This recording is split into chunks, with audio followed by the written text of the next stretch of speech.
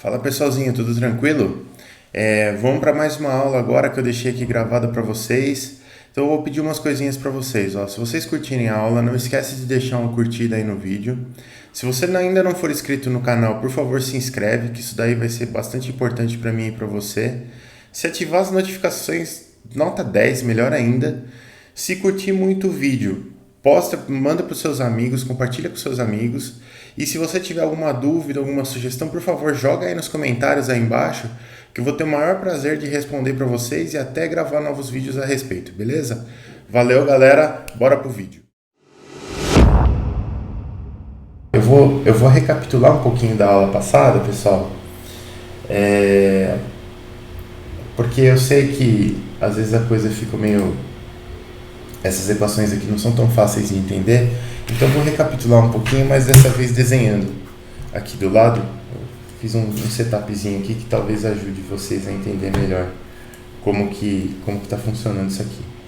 Então, Boa ó, ideia. boa, né? E aí depois, nas próximas aulas, ó, eu tenho até um planejamento aqui mais ou menos.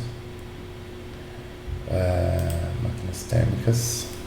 Nas próximas aulas, o que vai acontecer? Eu tinha um planejamento inicial aqui, mas eu estou mudando ele e a gente vai ter a nossa P1 dia 22/4. Hoje a gente está aqui, ó, trocadores de calor. Aí tem o feriado, depois a gente vai ter mais uma aula de trocadores de calor, mais duas aulas e depois a prova. Essas duas aulas aqui eu quero fazer de exercícios com vocês antes da prova, para ficar mais tranquilo. Eu só quero dar uma verificada já que eu estou aqui. Não. Máquinas hidráulicas. Dia 31 tem aula sim, ó. Tá tudo certo. Então, beleza, pessoal. Só pra constar aqui. Então, ó. Na aula passada, a gente tava falando um pouco. A gente falou dos tipos de trocador de calor, até aí tudo tranquilo. E a gente começou nessa primeira fase aqui que a gente estava analisando como um mecanismo de troca de calor, né? Então, basicamente, o que a gente tem? Se a gente tiver condução, vou colocar aqui do lado assim. Se a gente tiver condução, a nossa equação para troca de calor, G não, Q ponto, era igual a K, A, que multiplica, vamos lá, sei lá, T1 menos T2, por exemplo. Duas temperaturas nos dois lados aí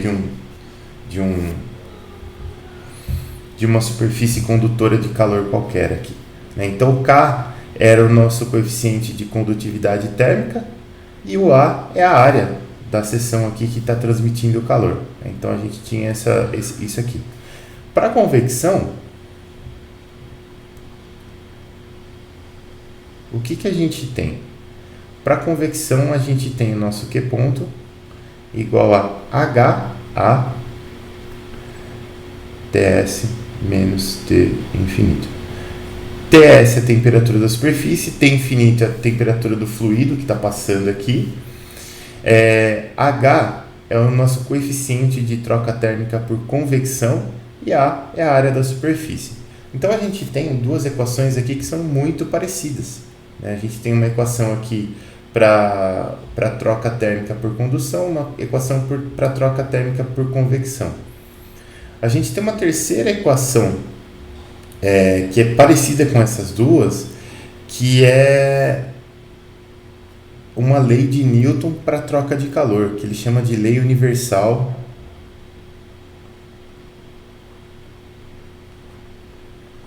Se eu não me engano, lei universal do resfriamento.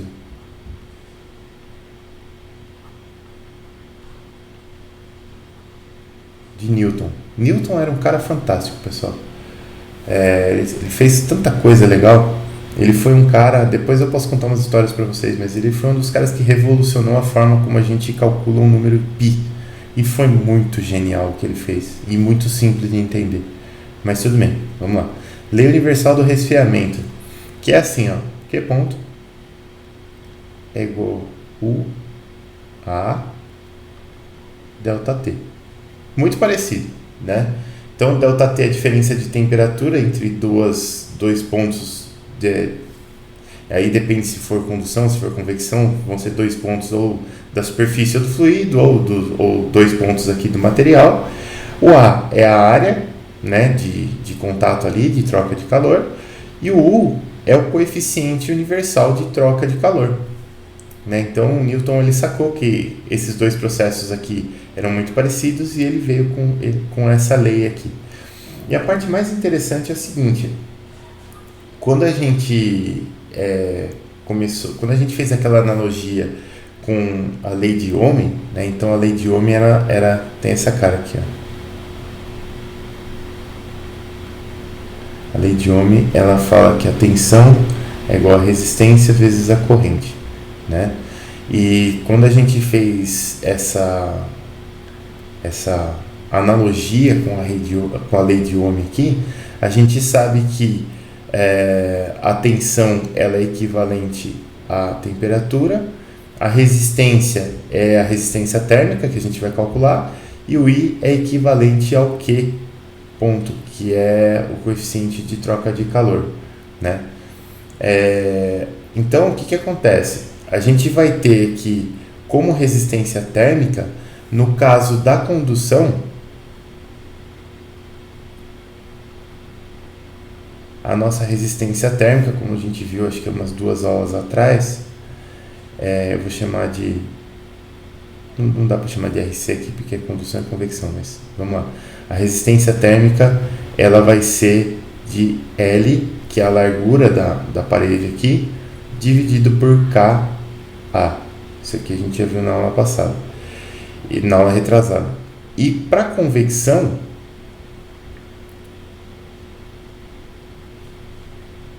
a gente tinha algo como R é igual a 1 sobre HA. No caso da condução e da convecção muda um pouco essa questão do L aqui, porque para condução fica fácil da gente ver que tem uma largura aqui, essa largura ela vai aumentar a resistência térmica aqui do material, né? Mas para condução, o único termo que vai dizer aqui qual que é a quantidade de calor trocada aqui além da área vai ser o H, né? Não tem nenhum comprimento que eu consiga ver aqui desse lado nem daquele, então toda essa informação que está para condução está condensada no L e no K, para convecção ela está condensada aqui no H. E aí, o que acontecia? Quando a gente tinha, por exemplo, duas paredes assim, ó, encostadas, a gente tinha para essa parede aqui uma resistência térmica, para essa parede aqui outra resistência térmica, uma temperatura T1 aqui, uma temperatura T2 aqui, e a gente fazia o circuito térmico equivalente, né? Que a gente pegava aqui um circuitinho, então chamar essa parede de 1, essa parede de 2, eu tinha aqui um resistorzinho com uma resistência térmica equivalente à da parede 1, outro resistorzinho com uma resistência térmica equivalente à da parede 2, aqui a temperatura 1 e aqui a temperatura 2. Beleza, isso só para condução. Se eu tiver convecção, eu consigo usar essa resistência essa resistência térmica do processo de convecção em série aqui com essas duas resistências térmicas já, porque eu vou ter um processo de troca de calor se eu tiver convecção. Deixa eu ver se eu consigo arrastar essa galera. Tinha um jeitinho que eu não me lembro como é que faz.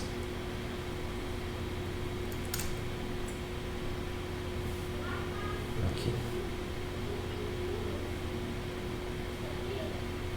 Se eu tiver convecção, o que vai acontecer? Eu vou ter aqui, por exemplo, vamos desenhar aqui. Eu vou ter aqui essas mesmas duas paredes assim, pode ser uma parede só, mas eu vou colocar duas. Eu vou ter uma temperatura T infinito 1, que é uma temperatura de fluido aqui. Eu vou ter uma temperatura T infinito 2, que é uma temperatura de fluido aqui.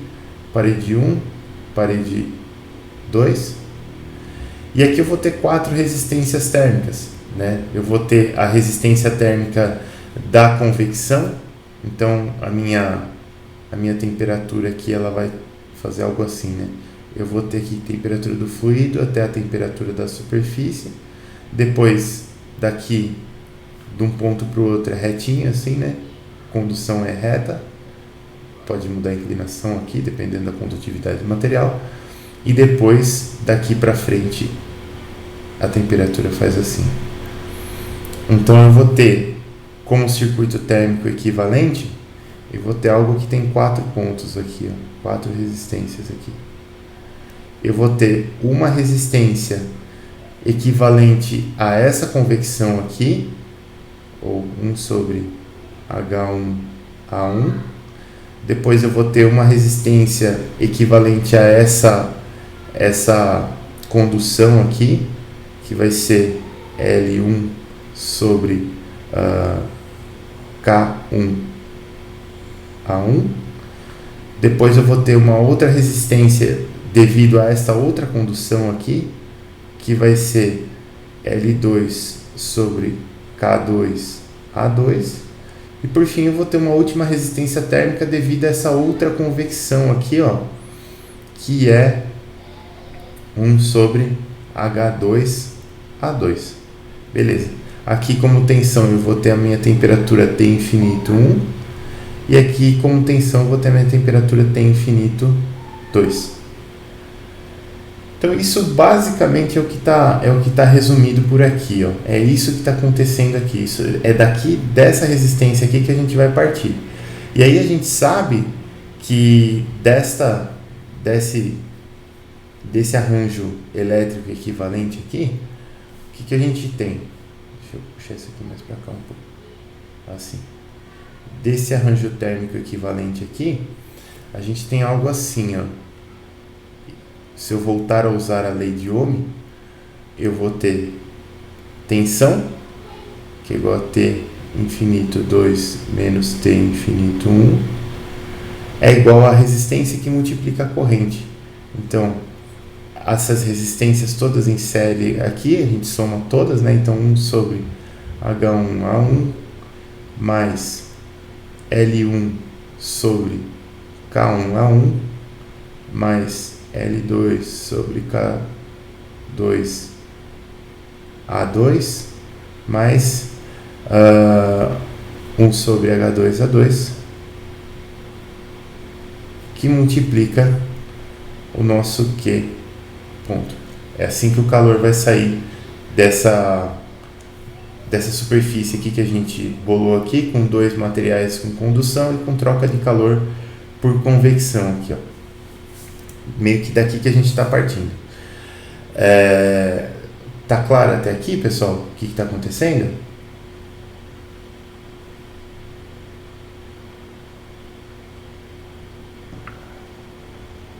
Sim. Sim? Beleza. Daqui para frente, o que vai acontecer? Deixa eu deixar virado no chat aqui. Daqui para frente, o que vai acontecer? A gente vai começar a aumentar um pouquinho a complexidade disso daqui, ó. É isso que começou a acontecer na última aula. Por quê? Porque aqui, ó, peraí, deixa eu limpar essa lousa toda aqui. Aqui a gente está partindo de uma superfície condutora só, de um material condutor, e com convecção dos dois lados aqui. Beleza, então o nosso esqueminha elétrico vai ficar assim, elétrico equivalente, bem tranquilinho de trabalhar com ele. Se eu avançar um pouco, a gente vê que aquela expressão até que eu tinha colocado aqui, que é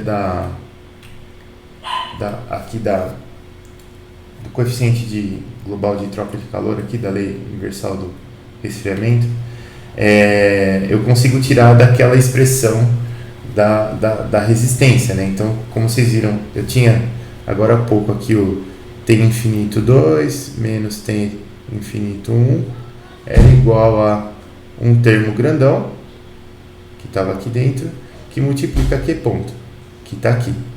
Beleza. Que é exatamente o que tem aqui, ó. E se a gente voltar para aquela lei universal do resfriamento de Newton, essa resistência térmica aqui que tem aqui é 1 sobre UA, né? Então, Se eu souber esse termo que está aqui dentro e souber a minha área de referência, eu consigo calcular esse coeficiente global de troca de calor U. Por que eu quero saber um coeficiente global de troca de calor?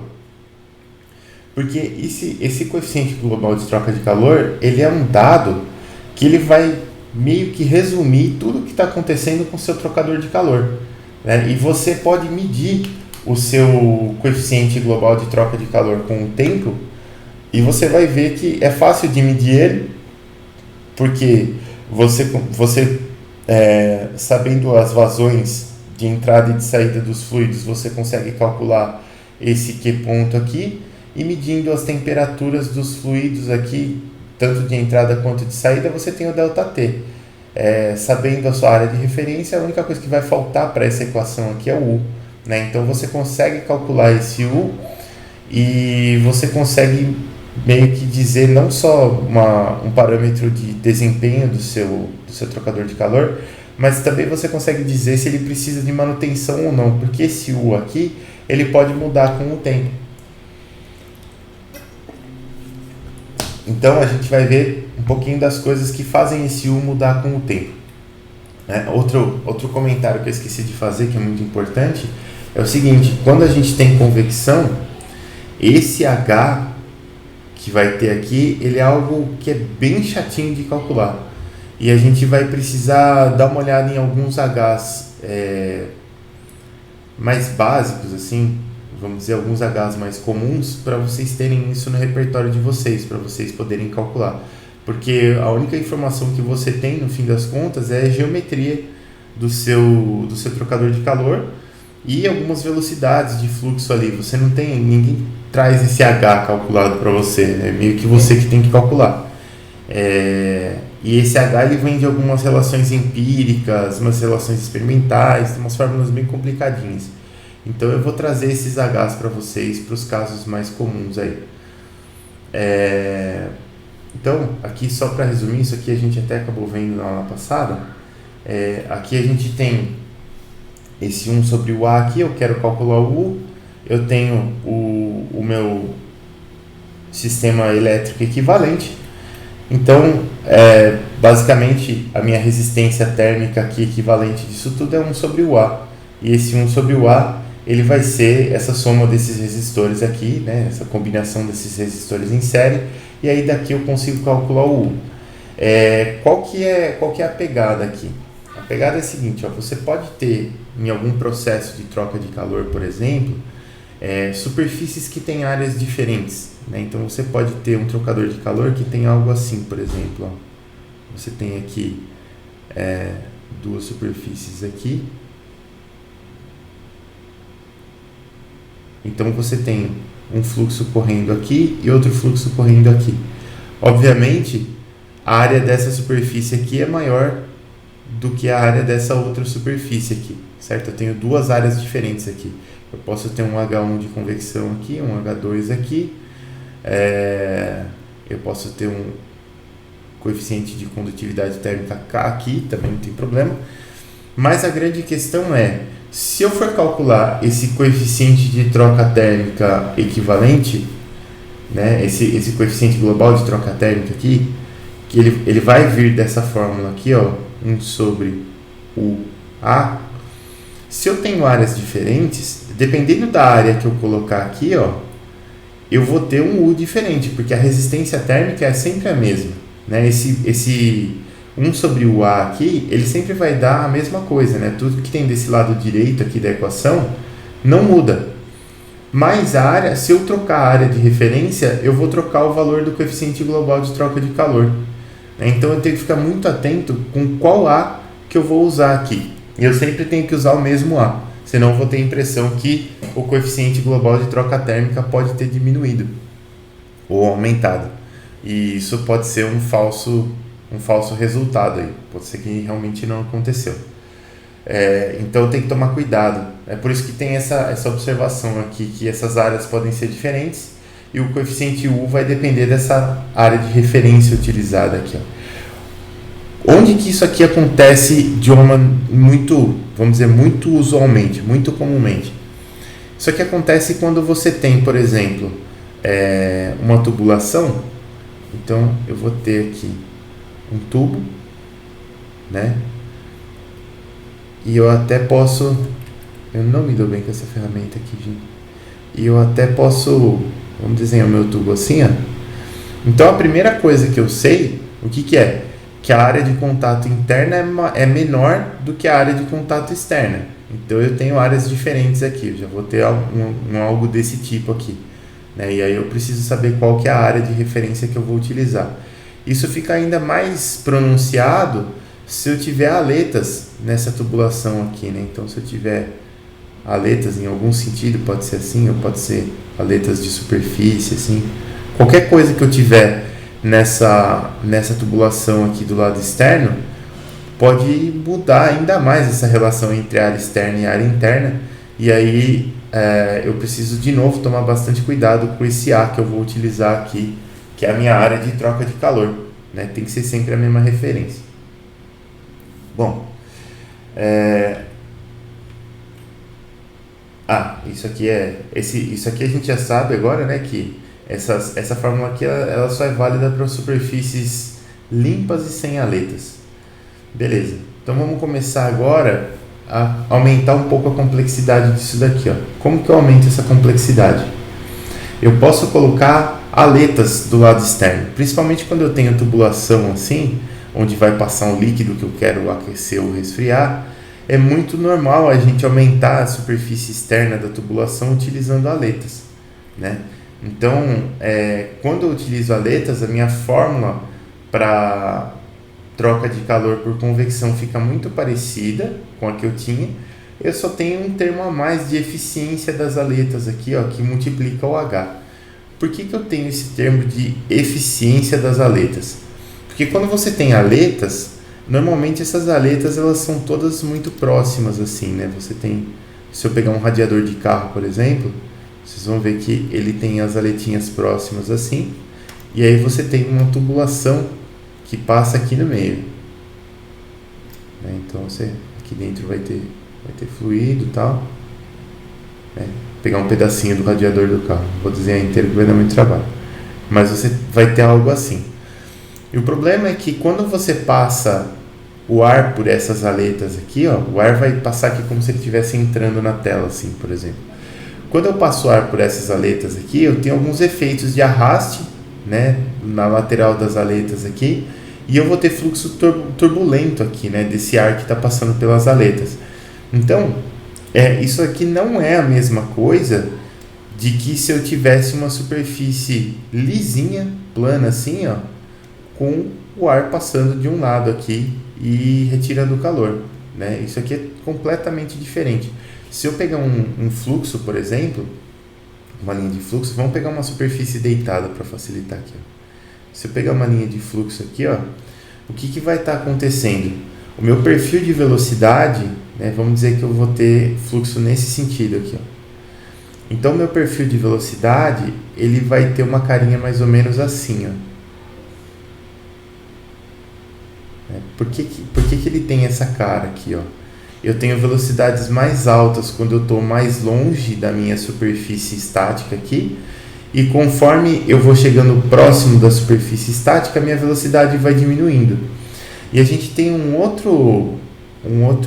outra característica que é muito importante aqui, que inclusive muita gente nem acredita nessa característica, mas é verdade, porque tem um monte de experimento que prova isso, que é o seguinte: a primeira camada de fluido que toca a superfície aqui, ela não desliza sobre a superfície. Você não tem deslizamento do fluido sobre a superfície. Então, imagina como se fosse o primeiro filme de fluido que está tocando a superfície aqui, ele está parado, né? Então, a primeira velocidade aqui vai ser zero mesmo.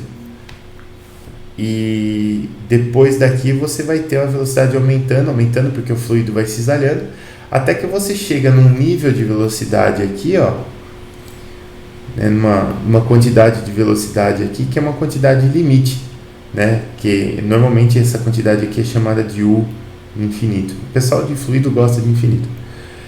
E essa velocidade aqui é a velocidade máxima no perfil, que você não vai ter uma velocidade maior que essa. Mas, né, de novo, pelo fato de você ter arraste, aqui você ter viscosidade no fluido, você vai ter um perfil de velocidade que tem essa cara aqui, ó. E aí você tem uma linha que é uma linha de separação, né? Então essa linha de separação ela tem uma carinha mais ou menos assim, ó.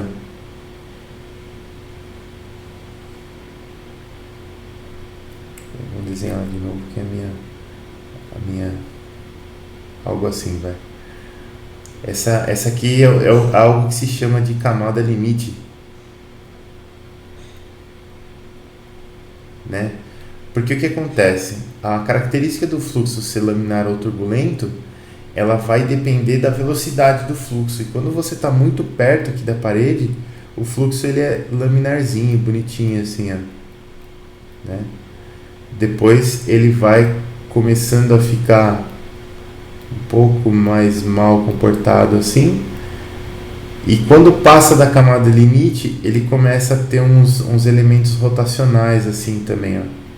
Então ele vira daqui para cima, você tem fluxo turbulento, né? O que acontece é que quando você está entre superfícies assim que estão muito próximas, você não consegue desenvolver completamente essa camada limite aqui, ó, né? Então se você tem duas superfícies que estão muito próximas, vamos dizer assim, que você tem uma superfície aqui e outra aqui, né? Essas superfícies, se elas estivessem livres, elas teriam uma camada limite que você teria essa cara e a outra teria uma camada limite parecida, só que virada para baixo. Então teria mais ou menos essa cara assim, ó. Quando você chega a partir desse ponto aqui para frente, você tem uma interseção, você tem uma interferência entre as camadas limite aqui, ó. E aí o fluxo ele fica todo mal comportado, né? Então aqui você tem um fluxo parecido com esse fluxo daqui, ó, bonitinho. Aqui você tem um fluxo com as características de turbulência. E quando passa desse ponto aqui, você tem coisas diferentes aqui. Você tem mais turbulência interna e tal. Então você não consegue desenvolver uma camada limite tão bonitinha quanto você desenvolveria se essa superfície tivesse uma altura aqui suficiente. Isso aqui acaba fazendo com que você tenha uma troca de calor que é menor do que a troca que você poderia ter se você conseguisse desenvolver essa camada limite toda aqui, ó.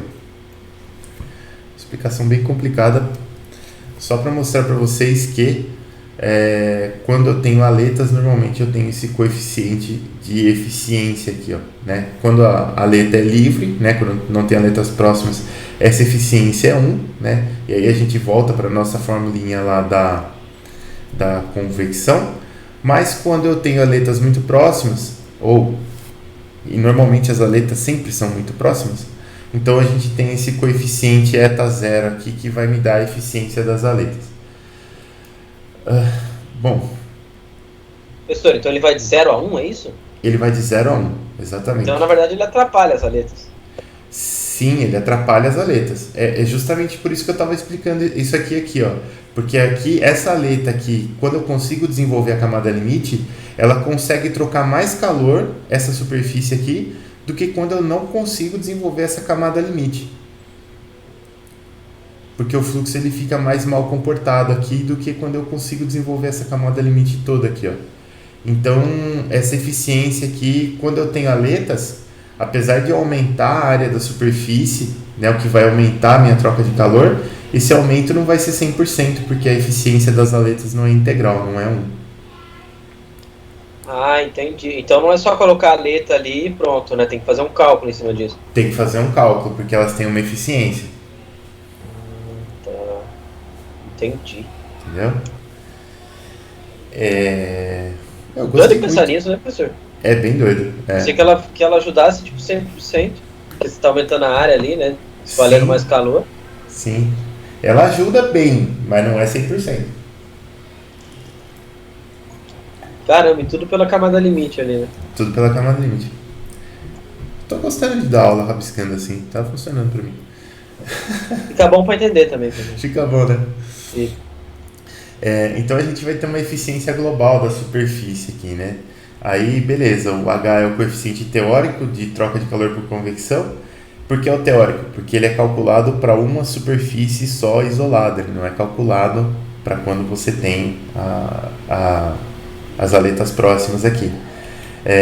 A área total, aqui a área total, ela engloba as aletas mais a base exposta. Então, o que é isso, né? Vamos dizer que você tivesse um tubo original aqui, e esse tubo, se eu olhar ele de frente, ele teria esta área total aqui. Quando eu coloco aletas, eu vou estender essa área, né? Então essa área vai aumentar. Estou fazendo o meu melhor aqui para desenhar bonitinho, mas tá difícil. Mas o fluido não entra em contato, né, com essas aletas diretamente, né? O fluido não. Se eu terminar de desenhar o cano aqui, quer ver, ó? Eu vou ter a outra superfície aqui. Opa. Eu vou ter a outra parte interna do tubo aqui para baixo. E eu vou ter as aletas aqui para baixo assim também, né? Então o que vai acontecer? Você tem um fluido aqui que está passando por dentro da tubulação aqui, e você tem um outro fluido que está vindo por fora da tubulação. Aqui ele vai passar do jeito que eu desenhei as aletas aqui, ele vai passar pelo meio assim, ou entrando ou saindo da tela, tanto faz. Mas ele vai passar assim, então ele não tem esse fluido de fora e o fluido de dentro, eles não vão ter contato, né? O fluido de fora ele só toca as aletas e o fluido de dentro ele só toca essa superfície interna aqui da tubulação. E essa área total aqui, quando eu coloco aletas, ela é essa área exposta, né? Essa área da base exposta, essa área que está aqui embaixo, ó. Essa área aqui, né? Você tem uma areazinha que não está mais exposta, mas então essa área que não entra mais, a área das aletas também entra, né? Então toda essa área verde aqui, ó, é a nova área que vai para a convecção quando eu tenho aletas, né? Então você tem esse aumento da área sim, né? Essa tanto de cima quanto de baixo aqui, ó. Você tem esse aumento da área,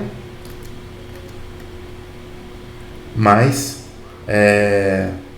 de novo, né? Eu tenho um aumento grande da área, mas eu tenho uma eficiência que é menor que 1 aqui, então isso daqui não vai ser exatamente proporcional ao aumento da área, vai ser um pouquinho menor, mas vai ajudar.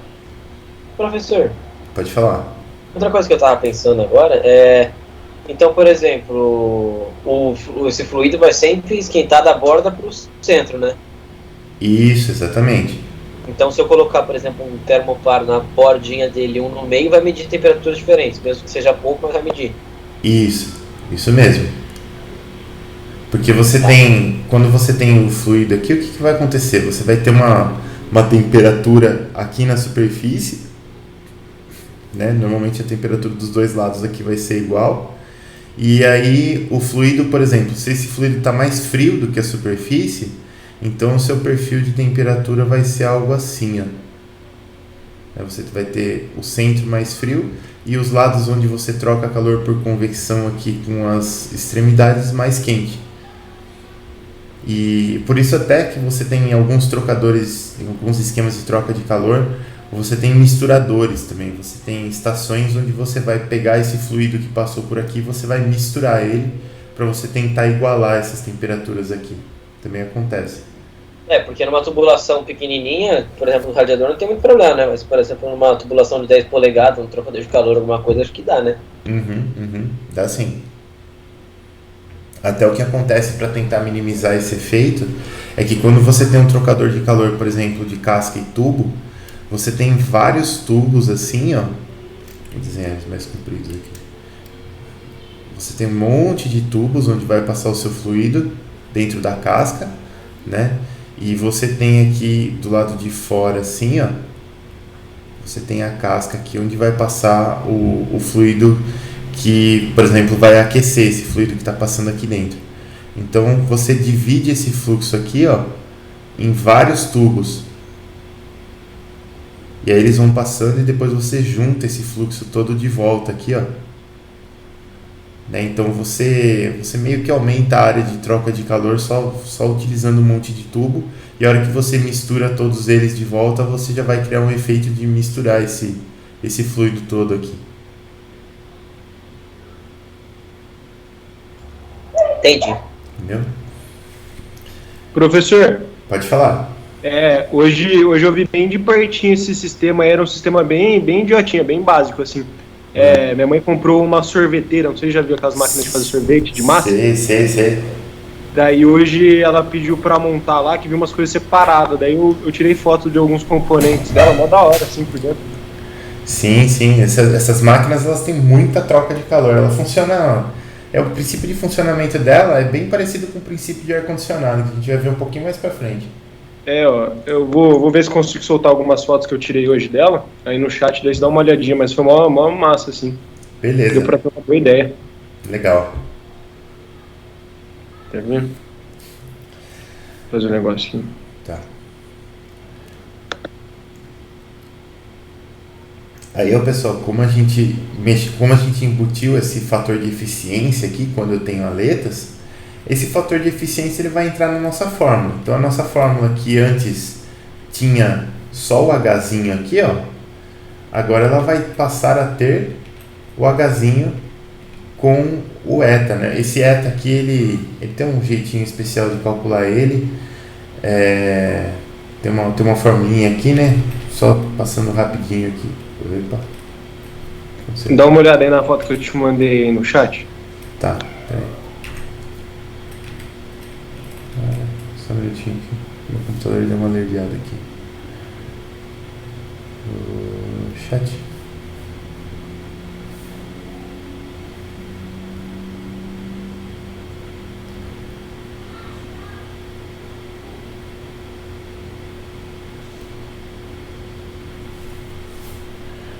Vocês perceberam que o meu computador inventou de alergiar, né?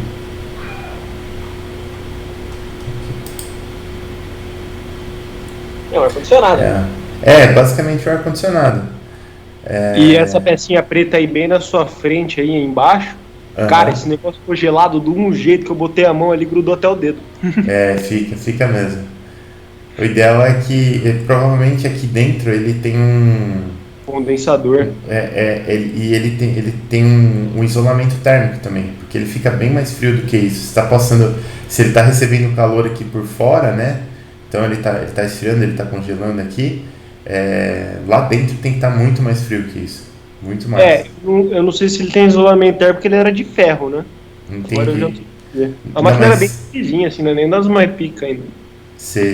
Mas por dentro deveria ter. Aí, ó. Aqui essa tubulação vai passar o calor. Ó, aqui o trocador de calor aqui, ó. Tá vendo? Esse daqui é um trocador de calor exatamente do jeito que a gente estava vendo aqui. Ele tem a tubulação que vai passando aqui, ó. Né? E aqui dentro tem a superfície aletada. E aqui você tem a convecção forçada, né? Você tem uma ventoinha que vai soprar o ar aqui. Então, igual um radiador de carro, não é, professor? É muito parecido com um radiador de carro. Ele tinha aquelas mesmas aletinhas do radiador, assim. Inclusive veio algumas amassadas. Isso. Normalmente vem. Do ar-condicionado que eu instalei aqui em casa, pelo menos da evaporadora que vem desmontada, veio umas aletas amassadas também. Aí aqui é o lugar que faz o sorvete lá, né? Fudido, ficou mal bom. Legal, cara. Muito legal. Muito bacana. Deixa eu fechar aqui. Então aqui, essa eficiência aqui, ó, você tem uma relação para eficiência entre a área total das aletas e a área total exposta, né? Então a área total das aletas, esse AF aqui, ele vai contar só essa parte que eu vou colocar aqui em cor de rosa, vai. Que é só isso aqui, ó. É só a área de aleta. Oi. Você importa em voltar na última imagem rapidinho? Só um segundo. Peraí. Essa aqui? Peraí.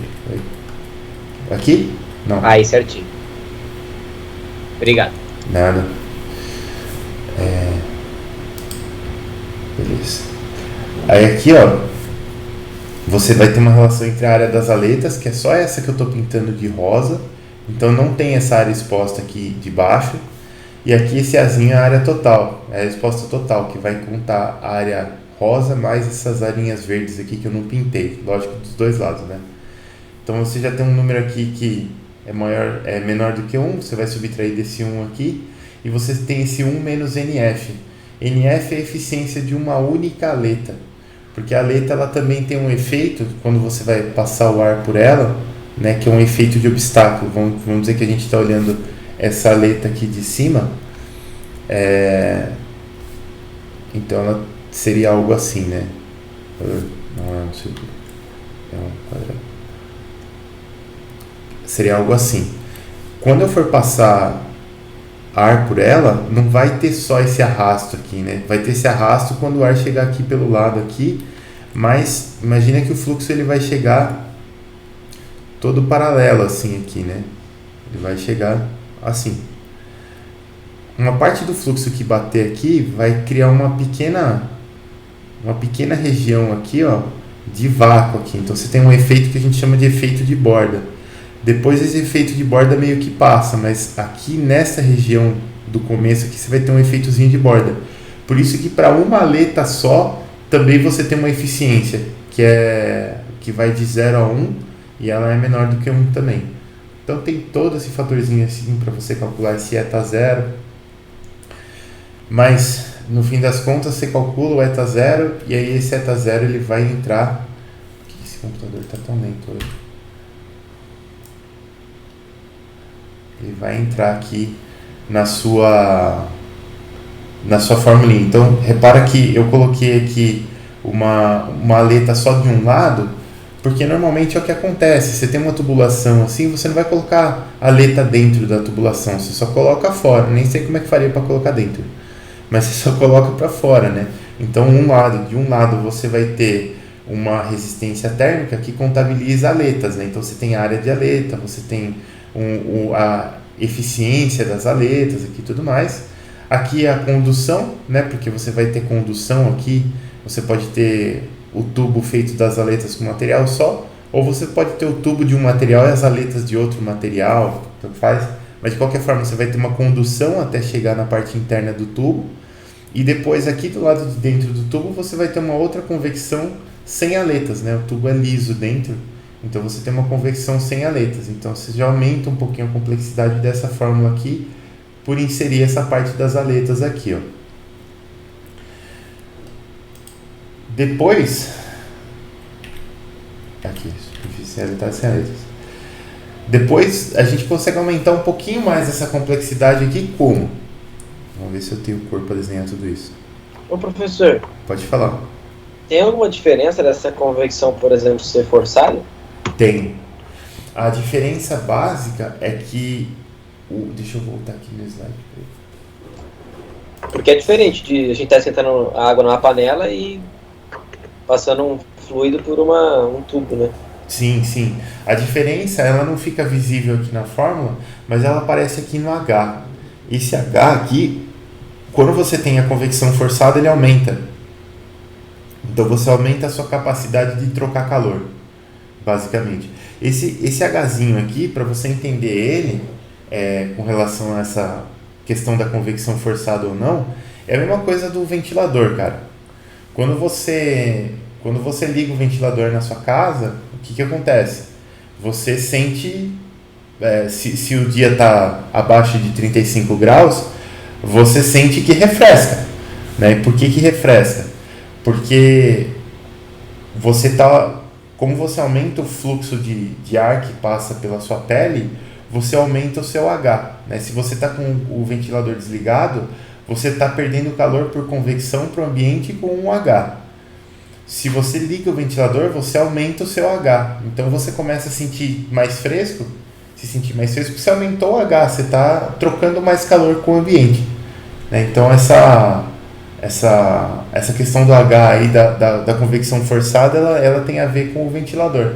E aí se o dia está muito quente, você sente o contrário, né? Você sente que você liga o ventilador e parece que o negócio está te esquentando, né? Por que isso acontece? Porque você está aumentando o seu H também, só que a temperatura do fluido está maior que a sua. Então você está esquentando mais do que com o ventilador desligado. Para quem anda de moto também você sente no capacete, né? No dia muito quente é mais gostoso andar com o capacete fechado, porque o ar batendo no rosto te esquenta. E no dia mais frio é melhor andar com o capacete aberto. Não que possa, mas é melhor, é mais gostoso. Sério? Sério, não pode andar com a viseira aberta. Um dia quente, então, com a viseira fechada, e em dia frio, com a viseira aberta. Isso, em dia. Mas assim, tem que estar um dia muito quente, cara. Eu acho que eu peguei uns 2 dias na minha vida que andar com a viseira aberta estava melhor do que andar com a viseira fechada. Mas eu já peguei. Tá bom. Hoje foi um dia, professor. Liguei o ventiladorzinho lá de mesa de onde eu trabalho e parecia que estava esquentando. Tava esquentando, então. Provavelmente a temperatura.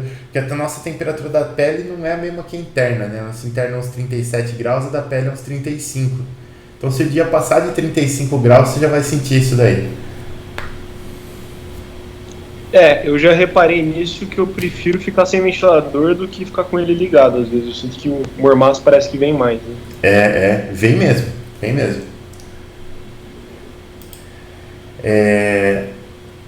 Como que a gente aumenta um pouquinho essa complexidade dessa troca de calor aqui? A gente pode ter aqui, ó, e isso acontece com o tempo de uso, você pode ter incrustações aqui, ó. Uma sujeirinha que vai grudando dentro do cano por uso, né? Você pode ter do lado de dentro e você pode ter do lado de fora também, nas aletas aqui. Você pode ter incrustações aqui dos dois lados. Isso aqui basicamente é mais uma camada para você colocar lá na sua troca de calor. Ela vai aumentar a resistência térmica, então vai ficar mais difícil trocar calor, né? E isso pode acontecer por vários motivos. Pode acontecer por oxidação do material, pode acontecer por depósito de impurezas do fluido. Pó, exatamente. Em notebook é muito típico você encher a ventoinha de pó lá e aí o notebook começa a esquentar pra caramba. Isso acontece muito com quem usa notebook em cima da cama, né? Quem gosta de deixar o notebook na cama, o negócio vira um travesseiro dentro do notebook lá. Então acontece mesmo. E aí esse terminho adicional aqui que a gente vai ter pelas incrustações aqui, ó, ele tem essa cara aqui, ó. Se você tá do lado das aletas, vai entrar a eficiência da aleta aqui embaixo, né? O termo de incrustação, a resistência térmica da incrustação, esse RF, 2 linhas aqui. Então se eu tô do lado das aletas, vai entrar a eficiência da aleta aqui embaixo. E se eu tô do lado que não tem aleta, não entra a eficiência da aleta, mas entra o RF. Então fica um negócio muito parecido aqui, só a única diferença é a eficiência mesmo que vai entrar se você tiver aletas aí. Isso é dentro do tubo e fora do tubo, é isso? Exato, esse daqui é fora do tubo, contrário, isso aqui é fora do tubo, isso aqui é dentro do tubo, né? No caso aqui com aletas e sem aletas. Tirando a perda de carga também, né, professor, dentro do tubo? Então, devido à incrustação, numa situação, vamos dizer assim, normal de operação, a incrustação ela não deve ser o suficiente para causar perda de carga, né? Normalmente você tem que fazer a limpeza antes disso. Se causar perda de carga é porque aí a coisa tá feia mesmo. Mas quando você fala de trocador de calor industrial, por exemplo, a limpeza dele ela é feita bem antes dessa incrustação conseguir causar alguma perda de carga significativa. Mas no caso do notebook, entendeu? Mas no caso do notebook, por exemplo, ela causa também, né? Ela entope o negócio todo lá e fica complicado. Eles têm muito esse problema. Ar-condicionado também, né? Ar-condicionado tem esse problema. Nos Estados Unidos isso daí é um problema muito recorrente também, porque as casas têm carpete. A casa com carpete tem muito mais pó.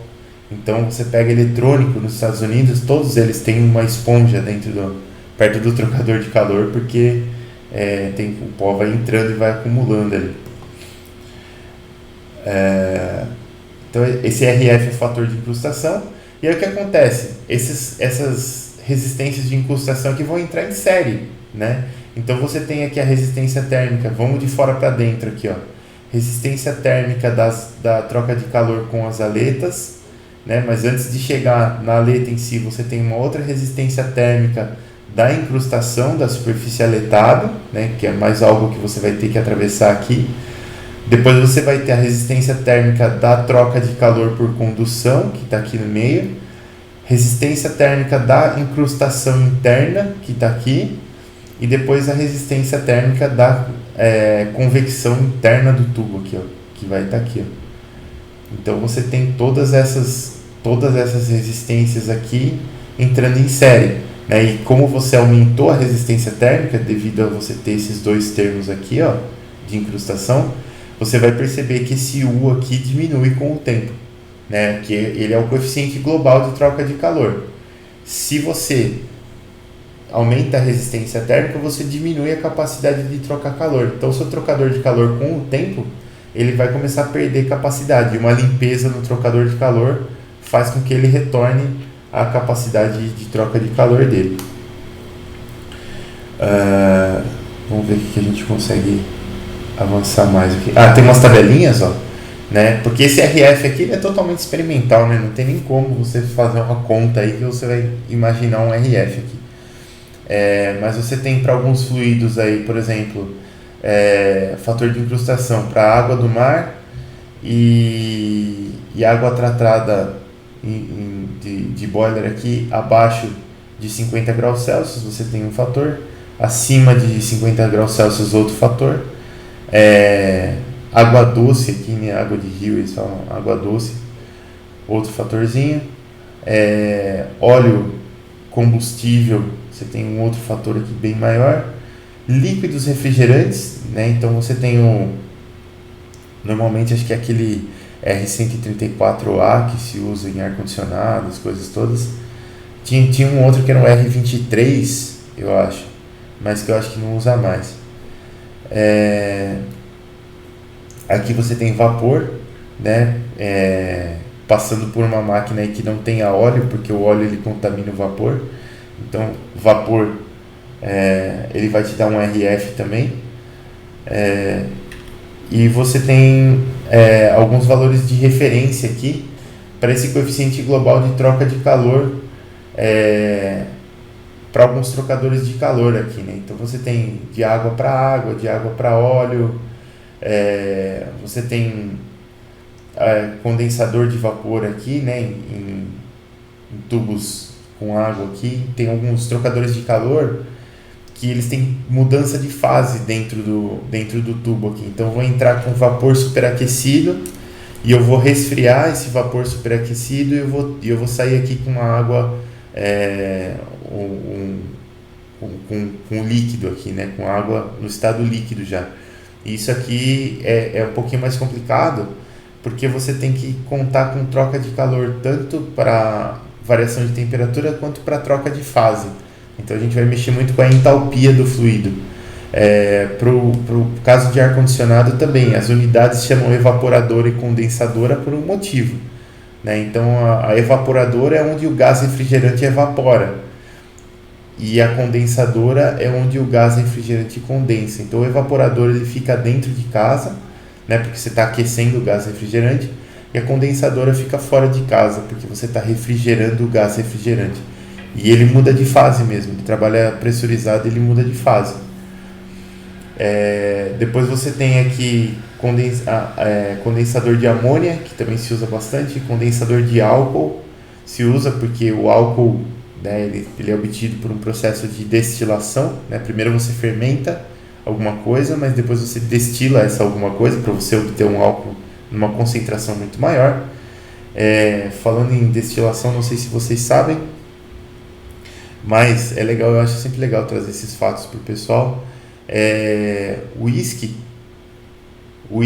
mas um whisky não bourbon, um whisky mesmo. Não sei se quando vocês manjam de whisky, mas vamos lá. O whisky mesmo, ele é feito de cerveja puro malte. Como que chama aqui a palavra? Destilada. Você destila a cerveja puro malte, aí você obtém o whisky.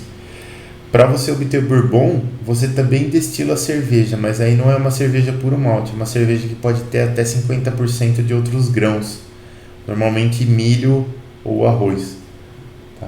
Só para vocês saberem. Eu acho legal ter essa cultura.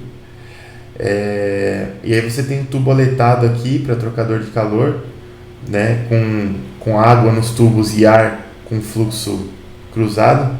E aí para essa configuração aqui, você tem um coeficiente global de troca de calor de 25 até 50 watts por metro quadrado Kelvin. Tem algumas situações aí. Aqui essa parte de análise de trocadores de calor eu vou entrar com vocês numa outra aula, porque vocês vão ver que entra com a equação de Bernoulli aqui e a gente consegue fazer um monte de coisas aqui que nós não vamos fazer exatamente nesse momento, mas a gente vai fazer um pouquinho mais pra frente. Então eu vou parar por aqui por hoje, pessoal.